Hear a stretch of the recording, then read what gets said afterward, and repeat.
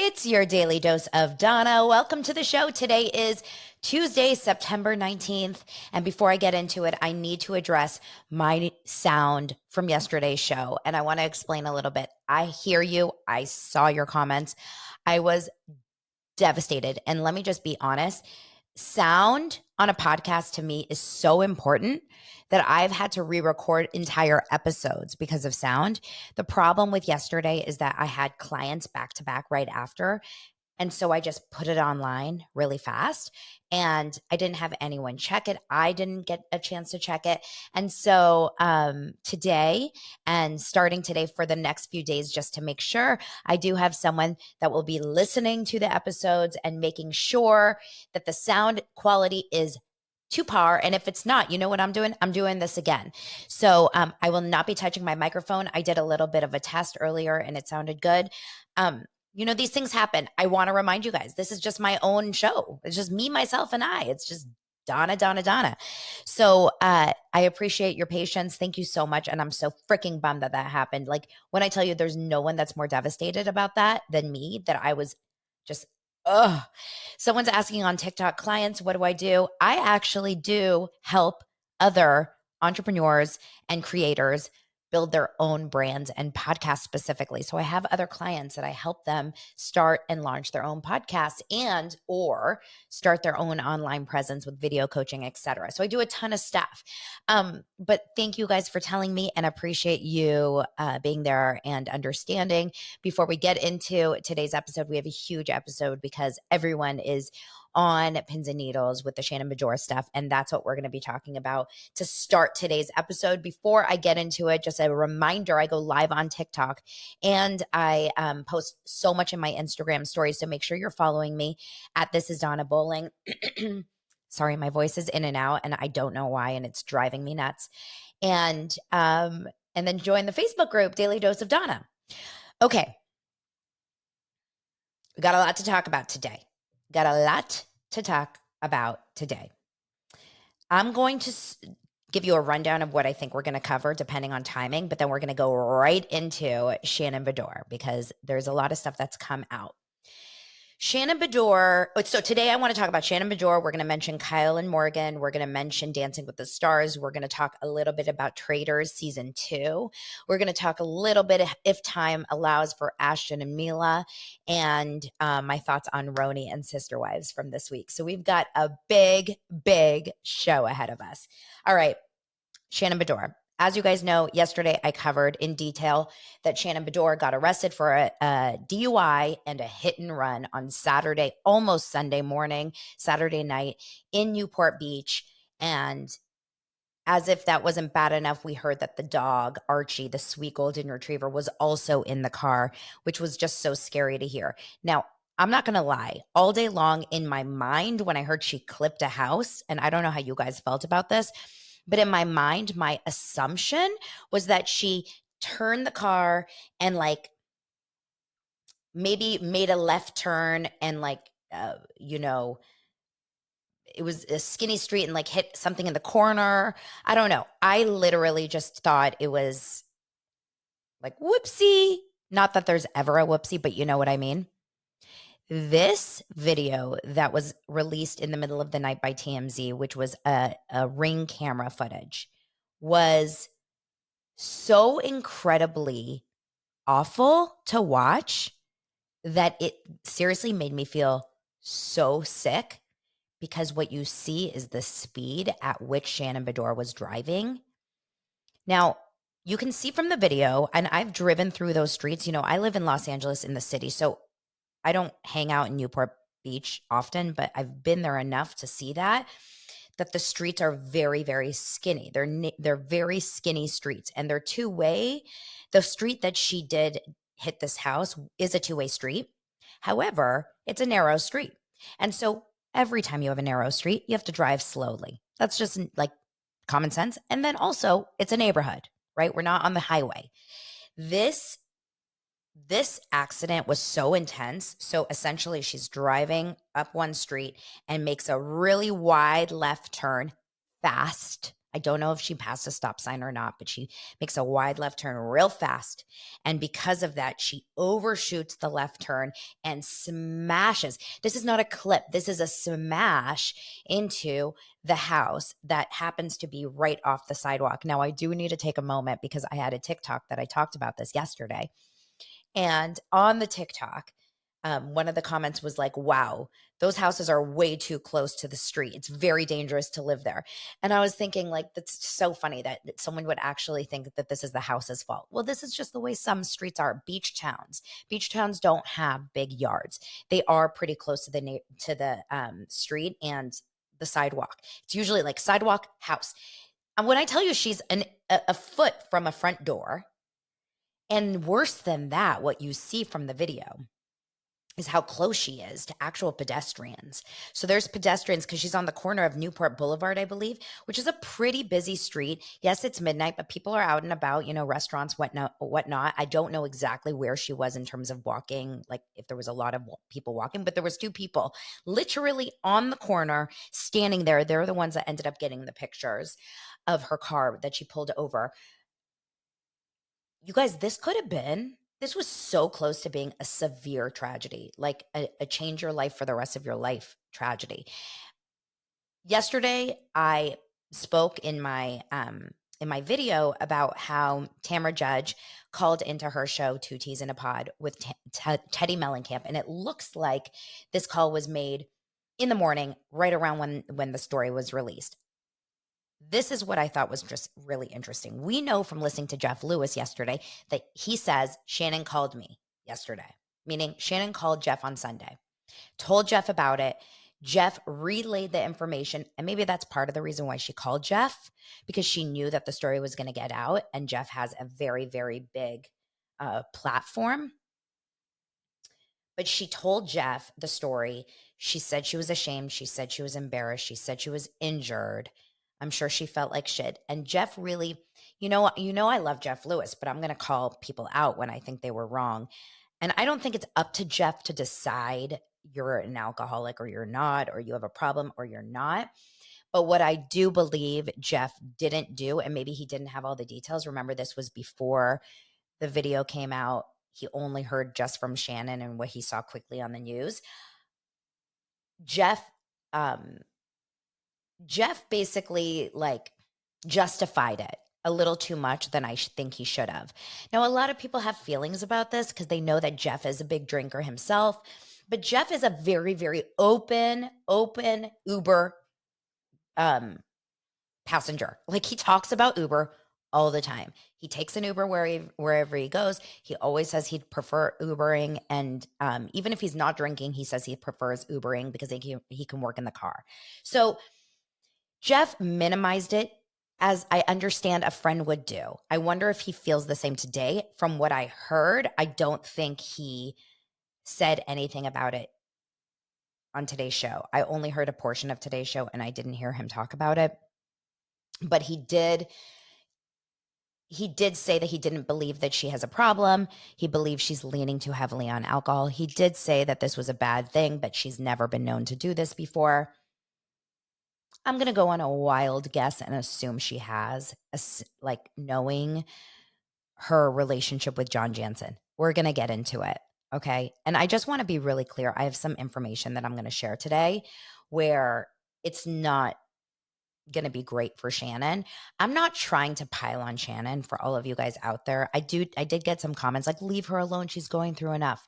Yes, and right? Like, we can assume that she is beating herself up right now. I can only assume the shit she's getting from her closest people, from her kids, from her brother. I think she's close with her brother, from people around her. I think that she's probably getting a lot of shame from that. And so I do feel for anyone that puts themselves in a situation that goes wrong like that. However, the words here, that clear and important words are, she put herself in that situation. And I'm going to speak up for when I tell you hundreds and hundreds of comments I got on this YouTube video that I did yesterday, on my TikToks and in my DMs and on the Facebook group, of people who have sons, mothers, brothers, sisters, friends, family who have been killed by drunk drivers. This is not a small thing. This is an intense, serious problem. It's happening all over the world. It happens definitely all over everywhere. And I truly believe this is a wake-up call for not only Shannon. Y'all, it's a wake-up call for me. I told Lance last night, I was like, we're Ubering whenever we go out to dinner from now on. There's no way that it makes sense to drive even after one glass of wine now. Like, this is too scary for me. Now, that being said, I don't understand why she was driving so well, we can assume she was driving erratically because of what we have heard about her and John Jansen. I'm going to get to that in just a second. I just want to quickly go back to Tamra Judge. Tamra, who's one of the Tres Amigos, or Tres Abuelas, as Gina geniusly called it, with Vicky Gunvalson, called into Two Teas in a Pod. And unlike Teddy, who doesn't talk about Kyle, Tamra did immediately say to Teddy, I am in so much shock. Are we sure it's not a lie? Are we sure this is real? Because I just spoke to Shannon yesterday. So she did speak to Shannon on a work call for Tres Amigas. It was a conference call. So that would make sense that Shannon wouldn't want to talk about it. It was 4 people on the call. But then afterwards, Tamra did call Shannon, she said, and said, why are you so quiet? What's going on? And Shannon said, it's been a rough couple days. So she did not tell Tamra. A lot of you had some comments in my on my TikTok video about why would she not call Tamra. The reason that a lot of you guys think comes down to what kind of a friend Tamra and her, what kind of friendship she and Tamra actually have. Are they as close as we think they are? Is it just for Tres Amigas? Is it just for the show? Does Tamra speak too much? A lot of you guys think Tamra would tell her like it is, would be like, Shannon, this is not okay. You have a problem. Because even on Two Teas in a Pod, Tamra said this is a life-changing event for Shannon. This will change the course of her life. Whereas someone like a Jeff had a little bit more of an enabling side of him, which was like, I get it. You made a mistake. I love you. You're okay. You don't have a problem. Everything's fine. You'll get through this. I'm sure that was like kind of more of Jeff's take. Both sides have a little bit of truth to it. And also, I think that when you know you're doing something that your friends will judge you in a negative way, you probably aren't going to first go to them. You're probably going to your more enabling, protecting friends that will say, oh my gosh, this could happen to anyone. You didn't do anything wrong. And it's very easy to say that before you watch the video. So let's go back to John Jansen and Shannon Beador, who I believe is quite possibly the most, from what we've heard now and seen on the show, the most toxic pairing there is right now is Shannon Beador and John Jansen. And if I could suggest one thing and one thing only, well, 2 things. Shannon, please go get help, whatever that is. And please never, ever, ever be with John Jansen anymore. Now, I'm not saying this is John Jansen's fault. I'm just saying that 2 people like Shannon and John have a relationship that is so clearly roller coaster, up and down. This is straight out of like, someone give me the movie. Like, I'm thinking of there's a movie about this. Oh, like it's kind of, no, it's not. I was going to say, the movie with Lady Gaga and Bradley Cooper, A Star is Born. Like, I'm not saying that, it's just one or the other. I just think that the 2 of them have a very, very toxic, like oil and vinegar mix, oil and water situation. And it's like flames on both sides. It's interesting.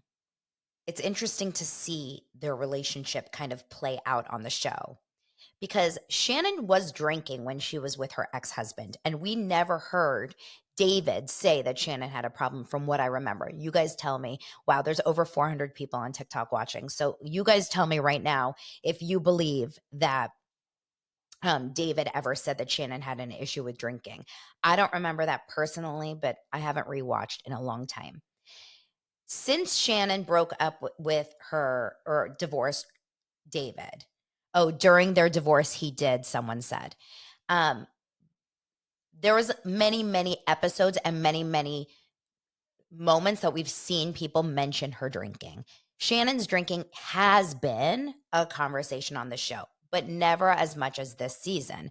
If you guys watch this season, lots of conversations about the fact that Shannon gets drunk and calls her friends in the middle of the night and just goes on tirades against John and what is going on with her relationship. Remember, she says on the show a couple weeks ago when they're at that party, she says, I think they're at Jen Pedrante's house. She says, my relationship is fine. Yes, we have fights and they paralyze me. Well, I said that the next day on the show on Daily Dose. I was like, paralyzing fights are not necessarily fine. Like that should not be the case, especially at your age. Like paralyzing fights are like when you're in a, college 20s relationship where it's so all over the place, lots of screaming, lots of hanging up, lots of leaving the bar, lots of running, crying or whatever. But in your 50s, this is actually just like a really sad situation, right? That you're having these paralyzing fights. And alcohol 100% fuels the flames on people like this. We've seen it on so many shows. We've seen it on so many, real life people. Some people are just not good on alcohol. And I believe that you could probably say someone like a Shannon, this is just my opinion, but I would believe that a lot of you guys would agree, someone like a Shannon and someone like a John together when they're on drunk is going to fan the flames. They're both probably hotheads, I believe. Now, we haven't really seen that side of John. John is not on the show that much. He kind of always seems a little quiet, a little sweet, a little, just there. I think that's probably not the case, but we've definitely seen Shannon freak out. Now, one thing we always see about Shannon, what's the one thing we know about Shannon? When she is confronted by anyone on that show, by anyone or any information that she doesn't like, when she doesn't have any, when she hears something that she doesn't like about herself, what does she do? You guys got it exactly right. She gets up, she gets defensive, and she says, I'm done. I'm done. Enough. I'm leaving. I'm going. And I can probably assume that that is exactly what happened on this night. She happened to go out to dinner. We found out on Kelly Dodd's show this morning. Kelly Dodd and her husband, Rick Leventhal, had on their YouTube show, Daily Smash. It's so interesting because just a week ago, we talked about how Kelly Dodd went off on Shannon and Tamra in her Instagram stories. And then Shannon reached out to Kelly allegedly like on Thursday or Friday and said, let's get lunch. So all of a sudden it's like, we're good now because yesterday Kelly, or today on today's show, which she shot yesterday, she said she and Rick sent her food, or they went over to her house to deliver her food. They said there was like paparazzi and news vans outside. And she said that she feels really bad for her. And she also mentioned that the night that this happened, she went out to dinner with some mutual friends. I have to have a sip of water. Hold on. My voice is so off. She went out to dinner with some mutual friends of Kelly's and hers. And then it looks like she went to John's house, probably after having some drinks, maybe continuing to drink. She happened to have Archie in the car with her she happened to have the dog with her. I don't know if the dog was at John's or if she went home to get the dog. We don't know. But Archie, the dog, was with her when she drove off. Allegedly, according to the person, there's a girl whose boyfriend's house was hit by Shannon. Okay. So there's this woman who commented on my TikTok and multiple other TikToks. Her name is Gabby. Her boyfriend was she was in the house with her boyfriend when the car hit. They heard John and Shannon arguing. Police were called before all of this because Shannon and John were screaming and arguing that loud. Remember, You saw a little bit about how close these houses are to each other. They're very close. I imagine that Shannon and John were probably heated and very loud. They were yelling. They were screaming. I imagine what happened was Shannon said, enough, I'm done, I'm leaving, jumped in the car. John, I don't know how hard he tried to get her to stay, but let her go off drinking and driving. And this is when the accident happened, right around the corner. She was flying. This was not like a methodical drive home. This was, I am fucking pissed off and I'm driving home. Pretty scary to think about, right? Okay. I received a DM from former guest of this show, IG Famous by Dana. If you guys follow her on Instagram, her name is at IG Famous by Dana. Remember, I am Donna, Daily Dose of Donna, Dana. She's Dana. We're good friends. I don't know why I did this. It looks like that's a Kyle and Morgan moment. She sent me, and now I have to pull up these DMs because it's pretty crazy, but she sent me some information yesterday. And she basically told me that I want you guys to go back a little bit. If you can remember, there was a Page 6 article back in, I want to say, June or July, that said that according to a source that told IG Famous by Dana, so Dana was actually, quoted in this article, that Shannon Beador was fighting and arguing outside of a bar in Costa Mesa. I want to say it right. Costa Mesa. She was fighting with someone outside of a bar and got kicked out of this bar. Okay. Oh shoot, hold on. I need to pull up these photos. Okay. I received information that I have to be very careful here because Dana really, really does not want the source to be revealed. But someone who was part of this group, someone who was there in that moment, has spoken more about what went down. So I just want to let you know, Shannon came out after that bar incident. I believe she was on Watch What Happens Live, and she was talking to Andy Cohen there. And Andy said what happened, and Shannon said something along the lines of, I was not drunk. I was just getting escorted to find an Uber. There was an Uber that was coming to get me. And she basically fought what was reported by IG Famous by Dana to Page 6. She said she was being helped finding her Uber because the bar was closed. Okay. So what really happened, according to this person, and I'm sure you guys can imagine, she was there with John Jansen and John Jansen's family. Okay. John's brother, John's daughters, and I believe it was John's brother's family. Okay. And there was many other people too. What happened actually on this night was she was highly intoxicated. This is all alleged. This is all alleged according to these sources. Okay. She was highly intoxicated. And yes, she did get into it with John's daughters. Basically, what happened was they were all watching a band play at a neighboring bar. Okay. It was one of John Jansen's friends' bar. I'm just pulling up the thing. Yes. Or at the tiki bar, because one of John Jansen's friends' band was playing there. They were not filming for the show. Essentially, what happened was she got really, really upset because she felt that Juliet and Naomi, who happened to be John Jansen's daughters, didn't say hi to her. And she got very, very offended and very upset about it. She believes and said, or she said out loud, something about the daughters, something not very nice.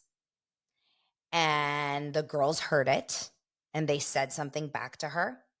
And it escalated to the point where multiple people were filming, which is crazy for me to hear that, because I'm like, why hasn't anyone revealed actual video? I know that IG Famous by Dana has photos of Shannon that night on the outside on her stories, but she revealed, she basically lost her mind, according to the source. Remember, I wasn't there. She was called by this person, she was losing her mind. She was screaming in everyone's faces. She was saying, F you, F your family, F this family, with her last name, over and over and over. Everyone was drinking. But this is the one piece of information that, I thought was interesting, was essentially hearing that clearly no one in John's family wants John and Shannon together. It's obvious that there's not a good relationship there. And they can't quit each other. It's kind of like, what movie was that, you guys? I Can't Quit You. I Can't Quit You. Someone tell me what movie that was. It feels very much like an addiction of a relationship, of feeling loved, and it needs to end. Brokeback. Thank you. Brokeback Mountain. It's so bad, you guys. Clearly, she was kicked out of this bar. There's pictures. She wasn't helped into an Uber. She was yelling obscenities in everyone's faces about John's family and John. All alcohol driven, all late at night. Shannon needs to walk the F away from this relationship, in my opinion, and she needs to get help, and she needs to reevaluate and pick up her life. And I believe this is the wake-up call, hopefully, that she needed. This is where she can finally, hopefully, decide that, like, what the F has happened to my life? I have fallen apart. I need to get it together. I need to completely change everything I'm doing. I need to go back to Dr. Moon. I need to get healthy. I need to get back on the organic train. I need to be a good mom to my kids. And I need to stop effing around with this effing loser. And that's what I think. That's what I think. I think he's a loser, because any man that lets your freaking girlfriend drive off drunk, I mean, I guess at the end of the day, what can you do? If she's really upset and she runs into the car, like, what are you going to do? But it's not the first time, and it probably wouldn't have been the last time. And that's the problem. And I know this is harsh. And I'm sure I'm sure some of you guys think I'm being too harsh on her. Like, I'm kicking her when she's down.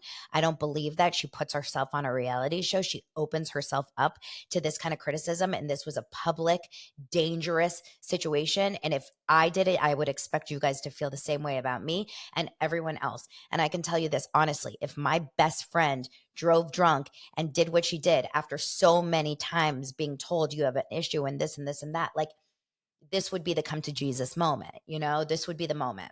So I do think that there is coming back from this. And I do so hope, because I like Shannon. I don't like her when she's drunk, and I don't like her when she's being like really oversensitive and angry, but I think Shannon has a really great side to her. And I think she's a good mom. And I think she can come right back, and she can be 10 times better than ever. And I don't want John Jansen to be anywhere near her. And that's going to be the scariest part about this, is how can she cut that shit off? And if she can't do it, he needs to do it. Someone needs to do it. Got it? All right. I hope you guys understand. I swear to God, I only want the best for her. I really do.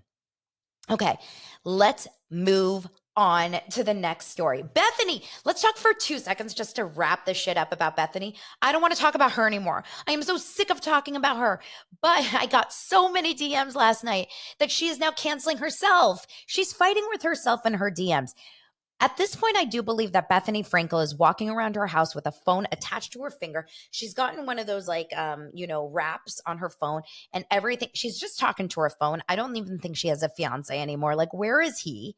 Where is he? Put the phone down, Bethenny. Put the phone down. Stop talking to the phone and your thousands and thousands of stands on all your posts that tell you you're the most amazing person ever. It's so crazy. Last night she posted a video where she's like, cancel me, bitch. Too much. It's too much. I don't want to do it. You make me tired. In this life, in this day and age, when we're talking about Shannon Beador and like drunk driving and you're out there trying to get canceled for regifting now, it's like, bye. No one's trying to cancel you. You're just annoying to me. And I'm sure I annoy you guys too, some of you, but daily dose of Donna, I guess. Okay, let's move on. You guys. Okay, let's talk about Kyle and Morgan Wade. Kyle Richards and Morgan Wade are still traipsing around Paris. Let me tell you something about this. Dancing with the Stars premieres next week. And guess who's going to the premiere, baby? Your girl, Daily Dose of Donna, on the scene at the premiere. I'm going to be in the audience, VIP tickets. I'm going to go with a couple friends. I'm going to get all the scoop, okay? I'm going to get it all for you guys. Now, I need to know, is Kyle Richards going to be there day one?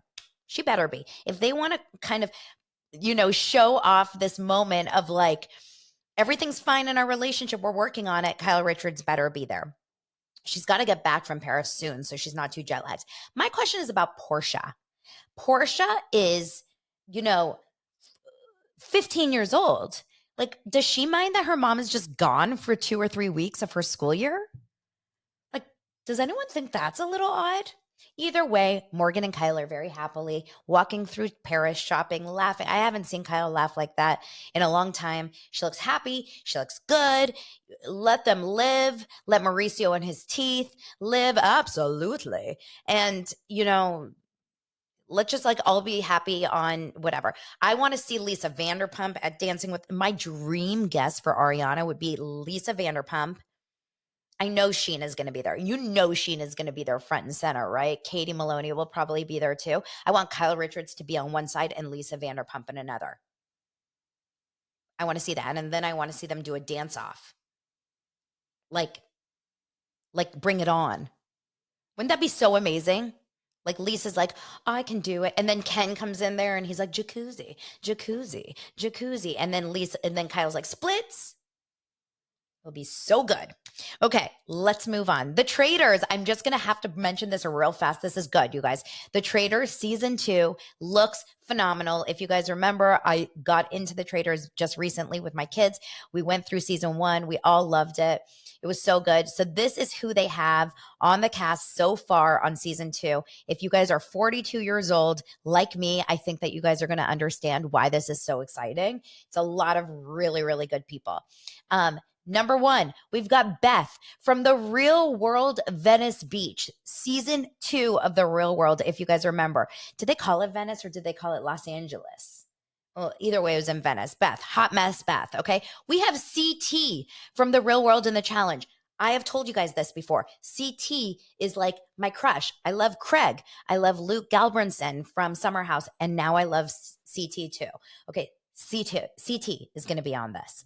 We have Dan from Big Brother. I forget which season he was on, but Dan from Big Brother. Janelle from Big Brother. Janelle, she was on Big Brother a couple seasons, and then she was on The Amazing Race. We've got Johnny Bananas. Okay, Johnny Bananas is a good one. Guys, are you ready? We have Lindsay Hubbard from the Summer House. And from this famous engagement breakup with Carl will be on Traitors season 2. We have Mercedes Javid from Shaws of Sunset. You Jeff Lewis Live fans probably won't love that. We have Tamra Judge. Tamra Judge from The Real Housewives is going to be on the show. And we have Trishelle from Real World Vegas. Remember the girl who was making out in the hot tub with all the people and she was on the challenge. Don't tell me that's not the best cast you've ever seen so far.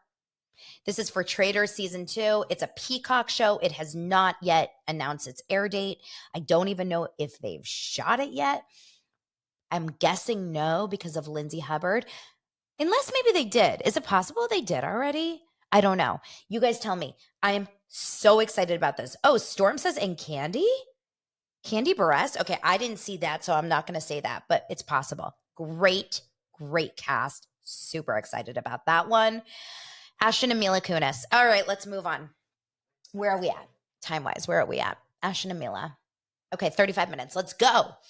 Ashton and Mila Kunis. You guys, I don't know about you, but I personally, okay, wait, hold on, just to go back for the traders. I see they have not filmed yet. Mercedes leaves soon for taping. Okay, there you go. I have to say something. Ashton and Mila Kunis leave a very, very bad taste in my mouth in the last week or two. And I imagine if you guys have been listening to my show or paying attention at all to the Danny Masterson story, you felt the same, right? You guys felt the same. A lot of you guys have. Do I believe they deserve to be canceled and all this BS about cancel culture? You know, I talked about this yesterday. Absolutely not. Everyone deserves a second chance. They made a horrible error in judgment. As long as they themselves didn't take part in any of these crimes, they made an awful error of judgment. I still have a very hard time looking at them the same. Now, they did step down from Thorn, or Ashton at least stepped down from Thorn, which is the child sex trafficking organization that he and Demi Moore co-founded. He said that last week. And he had a statement where he said, you know, about this error in judgment, et cetera, et cetera. But my boy, my secret Scientology, ex-Scientology crush, Aaron Smith-Levin from growing up in Scientology. Aaron, shout out if you're watching this. Yes, I do have a YouTube crush on you. Aaron spoke about why Ashton and Mila keep making a mistake. Because in their first apology video, which was on the level of Drew Barrymore apology video, they mentioned, we believe all victims everywhere. And Aaron had mentioned, but if you believe all victims everywhere, that means that you do believe Danny Masterson's victims, which means that you don't believe Danny Masterson is a good man and you don't believe Danny Masterson is an honest person. So we can't actually say, you know, we believe all victims except these three. So Aaron had called them out saying, you need to name the three victims, the Jane Does, who all have their names out, publicly, Chrissy, Jen, and Nisha. You need to name them by name. That's how you get out of this mess with the Danny Masterson thing. So when Ashton came back and spoke about how he's stepping down from Thorn, he mentions again how he believes victims, and he also made an error in judgment. And guess what he did? He did not mention their names again. Not smart. Not smart. Because what Aaron said, and this is the craziest story, it's up on his page. So if you really want the deep dive, I think it's like a 20-minute video, and it's called something about why Ashton hates Danny Masterson's victims or something like that. Ashton and Mila Kunis make money off many things. And one of those things are residuals from shows airing over and over and over and over again. Okay? That 70s show and now The Ranch, two shows that Danny Masterson and Ashton Kutcher co-starred on, are no longer able to ever be aired on these networks again. They will never be aired in perpetuity. They will never be going on TV again. No one wants to watch Danny Masterson, just like no one wants to watch Bill Cosby on TV. Okay? So those shows are dead shows now. They're never going to go back on Netflix and make a ton of money. These are somewhat upwards of $20 million each for Ashton and Mila that they're losing money on, according to Aaron. So Aaron believes that Ashton and Mila will never, ever show remorse, and maybe they will after bad press over and over, will never show remorse and belief to these three victims, because in their minds, these three victims completely ripped millions and millions and millions and millions out of Ashton and Mila's hands. And they are angry at them for it. What I don't get is why they're not pissed at Danny Masterson in my opinion, I think this is less about the victims and more about Danny. That's just my opinion. If anything, I would maybe never write a letter in support of Danny Masterson out of anger, but that's because they didn't believe the victims. Obviously, they believe Danny Masterson here. It's all very interesting. It's all very sad and gross. And then Aaron also spoke about this about this story, which is so corrupt. And it makes me so happy to be out of this industry, of the entertainment industry, because you guys know I used to be a casting director. It is so disgusting. So basically, back on the days of the ranch, this is when the alleged, rape cases were just coming out, when they were just starting to talk about it. And Danny knew that they were starting to build these cases against him. There was a PA. His name is Nick. I don't know his last name. He worked on, I guess, the 70s show. He worked on the ranch or something. He definitely worked on the ranch. He knew Danny and he had some evidence. I don't know what the evidence was, but what Nick did, the PA, was he went to, as you would imagine, his executive producer, his boss. Her name was Melanie, or is Melanie Patterson. This is all according to Aaron Smith-Levin. Okay, this is all his story. I am just retelling it. I don't know it. He went to Melanie Patterson, his boss, on this show to say, I have this information. Melanie says someone will contact you. Now, when you go to your boss, when you go to your executive producer, you're assuming that your boss has your back. Your boss wants to do the right thing. So what happened was someone did call Nick, this PA, to say, what information do you have? My name's Andrew. Nick says, Nick says, what is your job title? What's your name? Andrew doesn't say. This guy, Andrew, that called. I just heard you had information on Danny Masterson. Please give it to me. Nick goes, absolutely not. I'm not giving you any information unless you give me your last name and like who you are. Andrew said, so you're just playing games. They hang up the phone. Nick does some research on the phone number. Guess who Andrew is? Andrew is someone that works in Marty Singer's office. Marty Singer is Danny Masterson's attorney. So this guy, who is not connected to anyone, has information, goes to his boss, and his boss, this Melanie woman, doesn't go to the police, doesn't go to a detective, doesn't go to Netflix or the head of whatever. She goes to Danny Masterson. She takes the information to Danny Masterson, says, we got some information. This woman was protecting Danny. She's the boss, the executive producer. She's protecting Danny. Now, another crazy story. There was a man who worked at Netflix in the, I want to say like the global distribution. I don't know exactly his title. His name is Andy. And this story is online. You can find this. In 2017 or whatever, 18, he is at a soccer game. He's coaching his kids' soccer game here in Los Angeles. And I can attest to my kids' baseball games, celebrities afoot. Everyone is an executive at something. Everyone is a celebrity. That's what happens when you have kids in LA on sports teams. Like everyone is someone, everyone works in the industry. So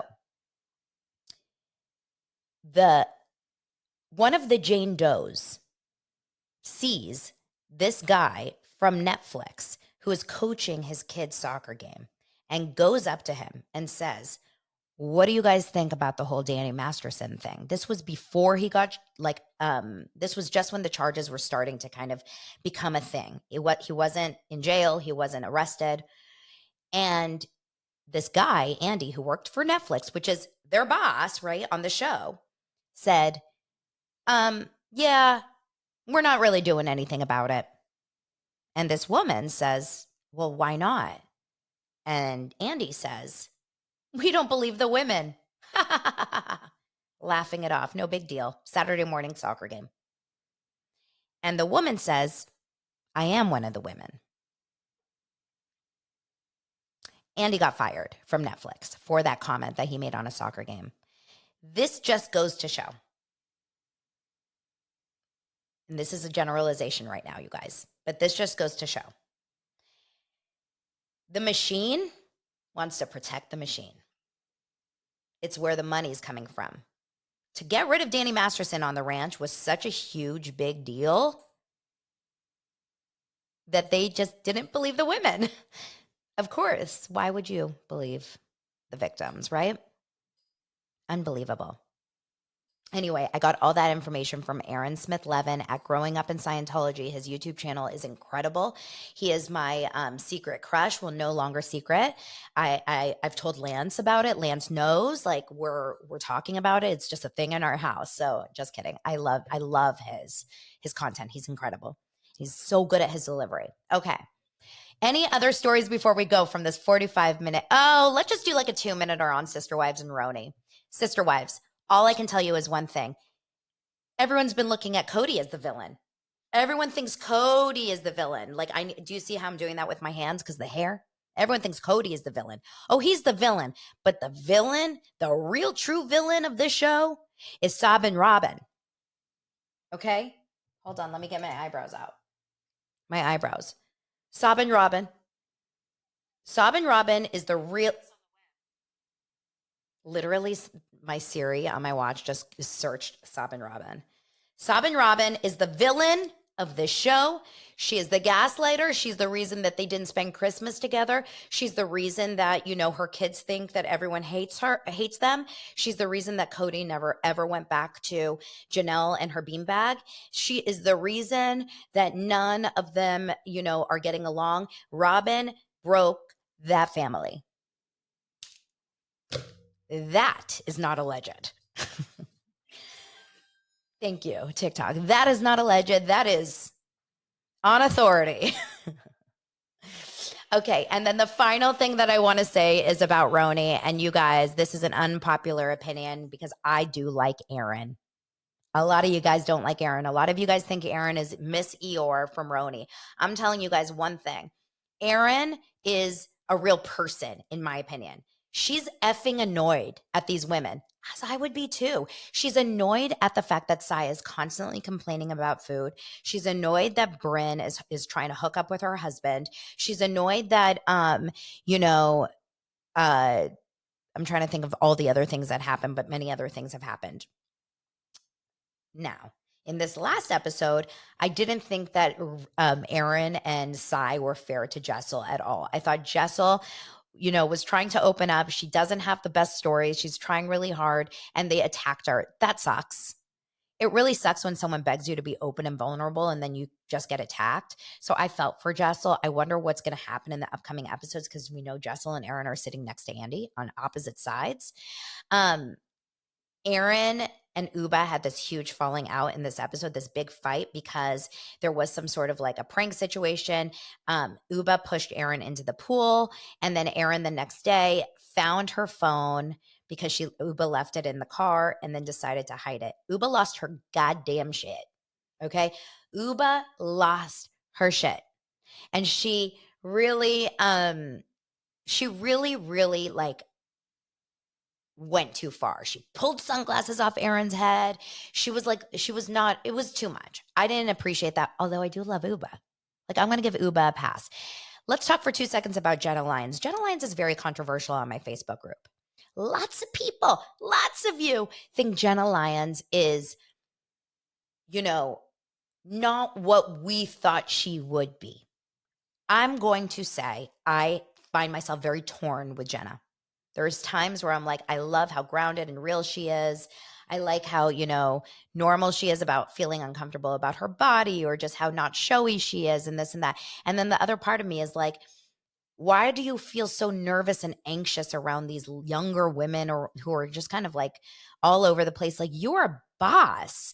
Like, you're a former CEO. Like, I'm lacking that like confidence.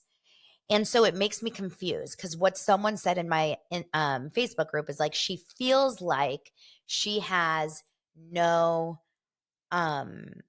she feels a little bit like she is doing exactly what she never wanted to be on the show and she's being forced into it. She's not game really to be on the show. I'm also going to say one last thing about Brynn. Brynn needs to stop with the flirting. I'm ready to throw her off the boat. I can't handle it, you guys. It's too much. It's over the top. It is like, is this like an addiction. You always have to flirt every other sentence. I mean, you can't write this shit, but she's just kidding. She's just kidding. The whole thing about her and Jenna flirting, and you know it's not genuine.